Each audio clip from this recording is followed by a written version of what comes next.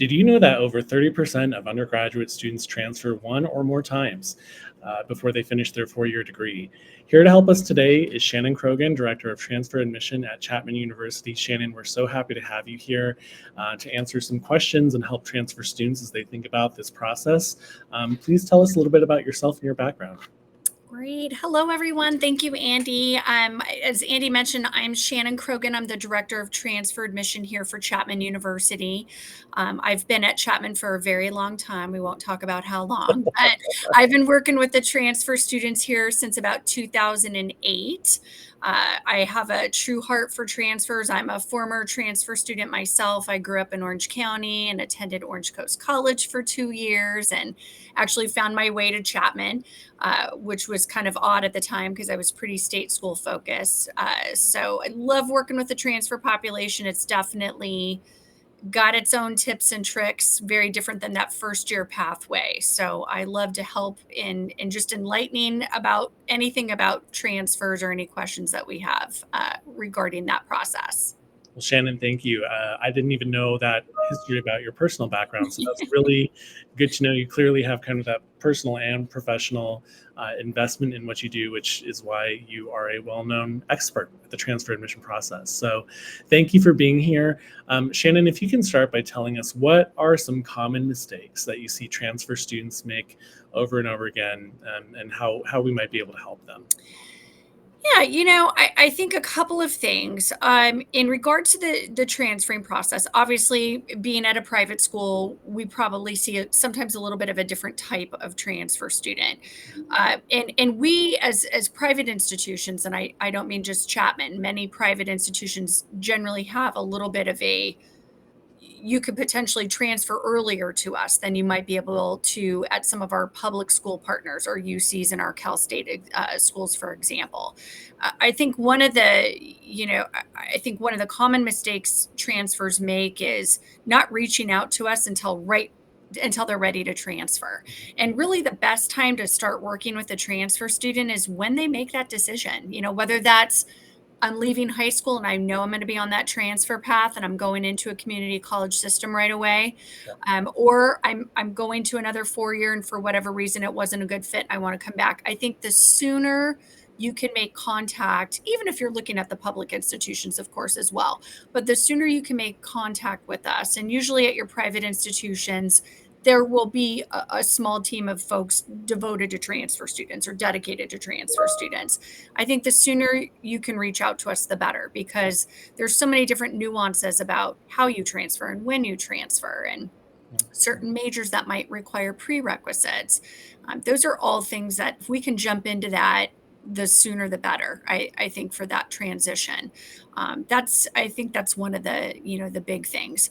And I also think too, sometimes not taking the transfer path seriously in the beginning.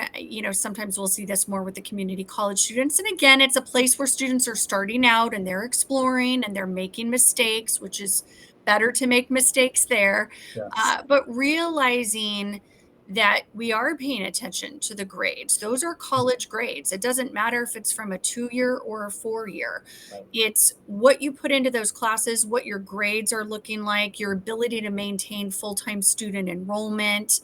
If you have gaps during your school year, what were you doing during those gaps? We're paying attention to all of those things the minute you leave that high school record. That's really, really helpful. That's something we've been telling students as well, that even when it comes to test scores, even if they're submitted, that's going to way less than what the student has done at the college level, because that's where they're demonstrating themselves as a college student.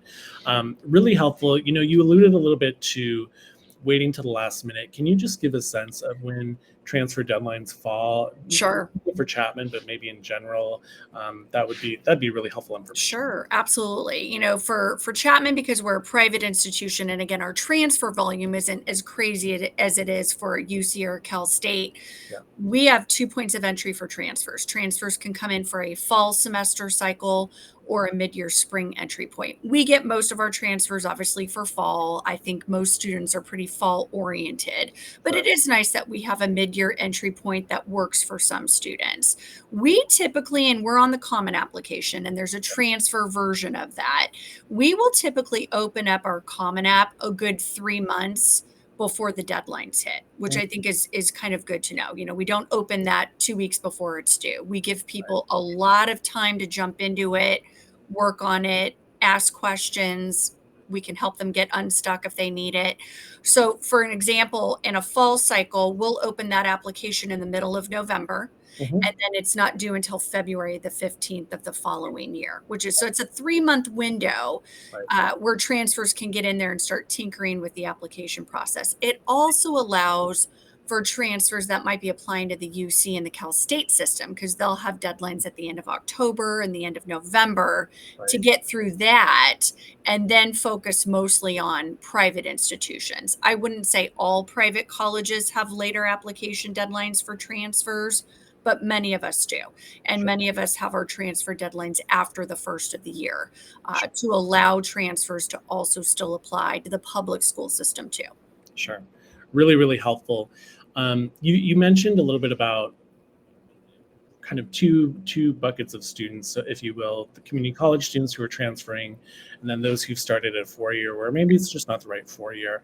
For those students in that latter category, for students at another 4-year college who are looking to transfer, and maybe this just isn't the right fit, do Sure. you have any thoughts or tips in terms of either when they start, if that's different from your previous answer, or any other tips knowing that it's a bit of a different path, right? It's a different path than the student who started with the intention to transfer from the get-go versus those who are now looking. What are your thoughts for those students? Well, and I would say that, you know, at Chapman, we get about half of our transfers from like a traditional community college system, not always in California, but from Yeah. a 2-year system. And then the other half do come in from other 4-year institutions. Now, we're obviously not going out there and recruiting students from Right. other institutions. Many times they're students that might have applied to us in high school, just made a different college choice to go somewhere, and for whatever reason, it's not a good fit.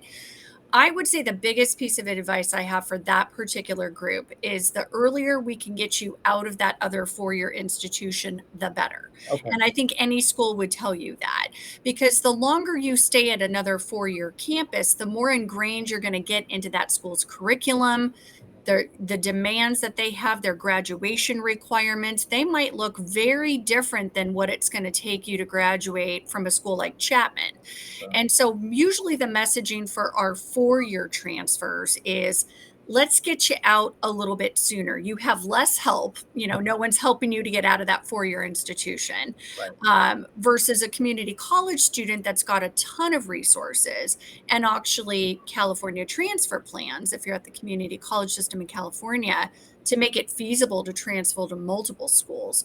If you're at another 4-year, you're kind of on an island a little bit and you need a lot of help.